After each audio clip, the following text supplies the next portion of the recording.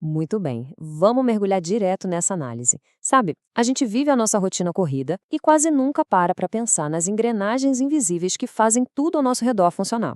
E é exatamente esse mundo, o do comportamento humano e das estruturas que nos cercam, que vamos decodificar a partir de agora. Dá uma olhada nessa imagem da cúpula do Reichstag. Ela é uma metáfora simplesmente perfeita para entender a sociedade. É algo incrivelmente complexo, cheio de conexões, altamente reflexivo e, vamos ser sinceros, até um pouco vertiginoso de navegar quando não se tem um mapa certo nas mãos. E o fato de estarmos imersos no meio disso tudo não quer dizer que a gente compreenda o sistema automaticamente, né? O que nos leva a algumas perguntas bem instigantes sobre a nossa vida diária. Por exemplo, por que as relações parecem tão padronizadas? Por que as pessoas tendem a agir e a pensar seguindo os mesmos roteiros? Indo um pouco mais fundo, surge outra questão essencial. Por que existe a desigualdade? É loucura pensar em como existem disparidades tão absurdas em coisas como riqueza, prestígio e poder, onde alguns têm tudo na mão e outros já nascem enfrentando barreiras imensas. E claro, as coisas não ficam paradas no tempo. Por que as sociedades mudam o tempo todo em vez de permanecerem estáticas?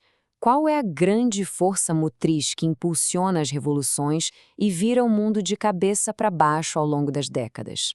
Bom, para responder essas perguntas gigantescas de um jeito embasado, a gente entra no território da lente sociológica.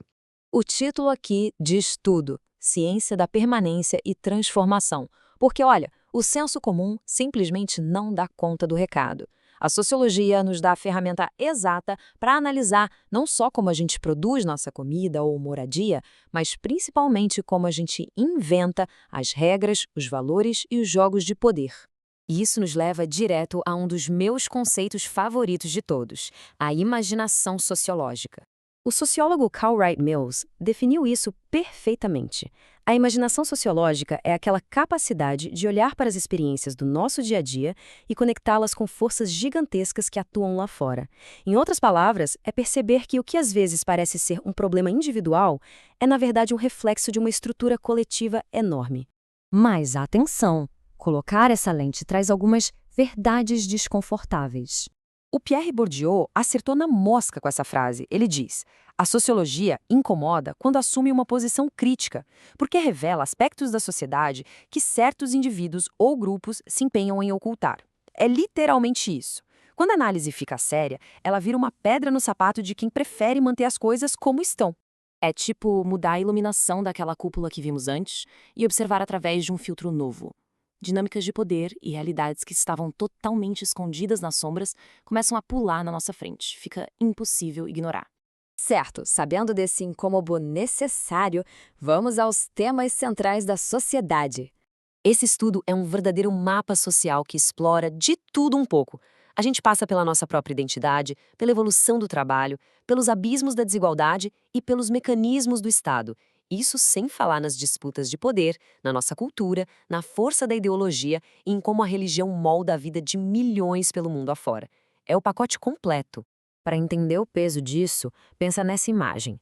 Cada um daqueles temas é uma viga estrutural. Nenhum pilar de identidade ou de economia fica em pé sozinho. Todos eles precisam se entrelaçar fortemente para aguentar o peso dessa arquitetura colossal que chamamos de sociedade. O que nos traz ao grande clímax desta análise: asas e raízes. Porque, no fim das contas, a ideia não é ficar decorando teorias. O objetivo real, o que muda o jogo, é desenvolver pensadores independentes. É conseguir bater o olho na mídia, sacar quais são as intenções ali por trás e formar uma opinião verdadeiramente autônoma. Os autores do nosso material usam uma metáfora simplesmente linda para explicar isso: desenvolver asas e raízes. A gente precisa das raízes, daquele fundamento científico inabalável, para então ganharmos as asas da imaginação. É só com essa combinação que dá para construir uma sociedade realmente mais justa e emancipada. Então, para amarrar toda essa ideia, fica esta provocação final. Agora que essa lente sociológica ajudou a decodificar os mecanismos escondidos do mundo, qual papel um pensador independente pode assumir na moldagem das estruturas do amanhã? É pensar em como transformar todo esse conhecimento na base para construir um futuro totalmente novo.